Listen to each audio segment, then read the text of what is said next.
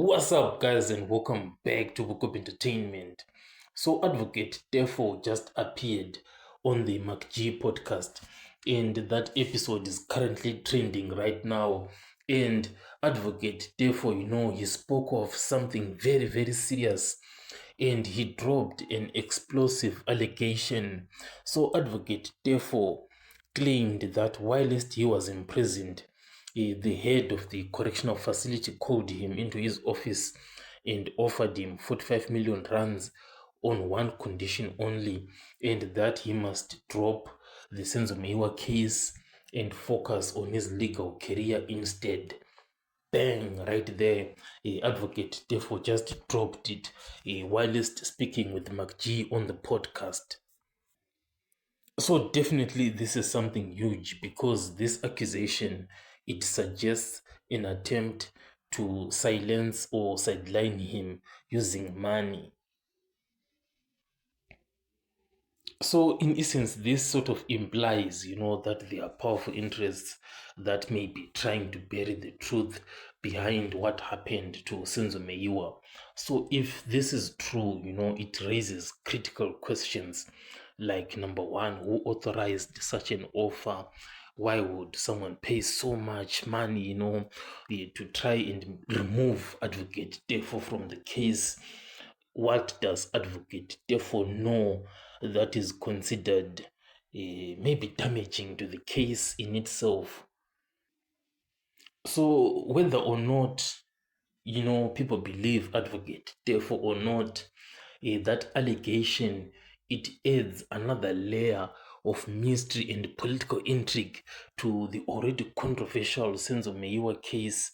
So this is something very, very explosive, that was revealed by Teffo. Now, Advocate Teffo is spoken, it's out there. I think it's about 7 hours ago when he revealed all this. And the key question that I have, is that is Ramaphosa going to call for a commission of inquiry like he did with the Mkwana's allegations? It's a very interesting question, because Cyril Ramaphosa did establish a commission of inquiry to investigate the serious allegations made by General Mkwanazi. So that was showing his willingness to respond to high-profile claims with formal investigations.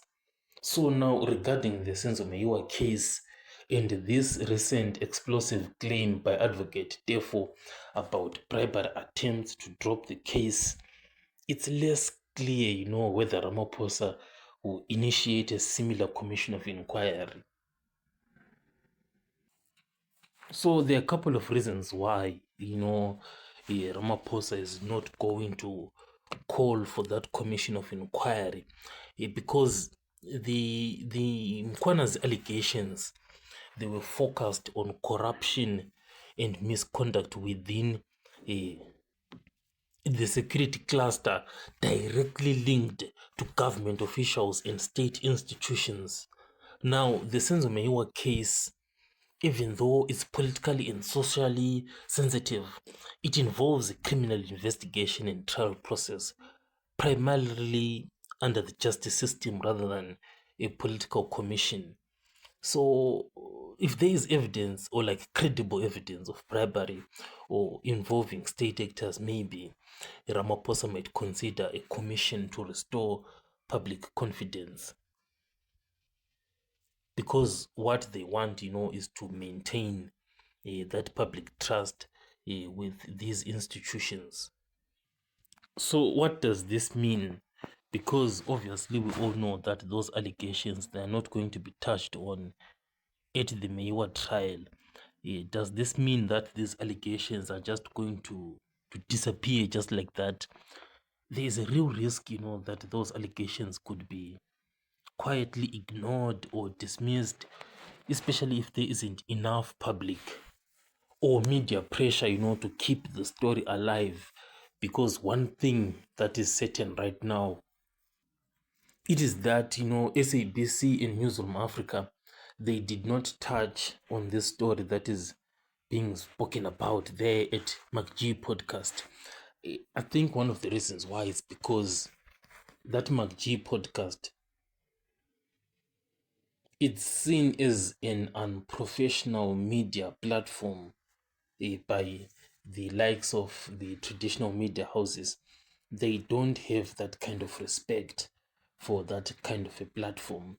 But this is Advocate Teffo, speaking like that.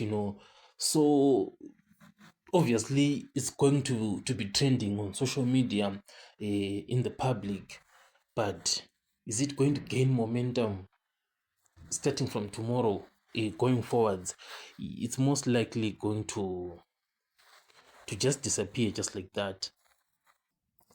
So what therefore can actually do is maybe to consider legal action, like lodging a formal complaint with independent oversight bodies, such as the Public Protector or the Judicial Service Commission, that might force an official investigation.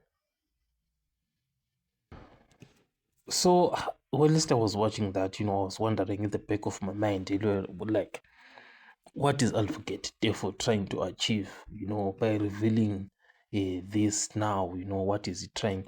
Has he been inspired by General Mkwanazi? It's possible, on the other hand, that he could have been inspired by what General Mkwanazi did, because this is not the first interview that Advocate therefore has done. It's not the first, but he is revealing it. Maybe he's trying to draw attention to the Senzo Meyiwa case, and push for a fair trial and transparency. It's very possible he could be pushing for justice to be done, by revealing all that. So one thing, other people were speaking about, they were saying 45 what? 45 million rands, that's a lot. Where would this controversial official be getting all that kind of money from? So it's just people, who are just speaking online, and so basically that was Advocate therefore, dropping those allegations on the MCG podcast. And you can see that there is a clear difference, between him and the likes of Gayton McKenzie, because if it was Gayton McKenzie, he would have been like, if they call me to the Commission of Inquiry, that's when they now then speak, But Advocate therefore does not wait for any kind of a so-called respectable platform for him to then speak. He just speaks there and there.